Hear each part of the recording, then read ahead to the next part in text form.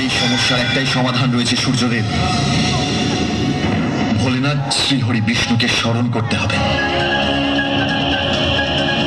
হে বিষ্ণুদেব, হে ব্রহ্মদেব, আমাদের রক্ষা করুন। আমাদের দেবতাদের প্রতিষ্ঠানকে ধুলো ধূসরিত করছে। আমাদের রক্ষা করুন প্রভু। হে বিষ্ণু, আমাদের রক্ষা করুন। প্রণাম বিষ্ণুদেব। এবার তো আপনাকেই কিছু করতে হবে, অন্যথায় প্রলয় হয়ে যাবে। এই সংকট থেকে সংসারকে মুক্ত করতে হবে। ঠিকই বলেছেন ব্রহ্মদেব।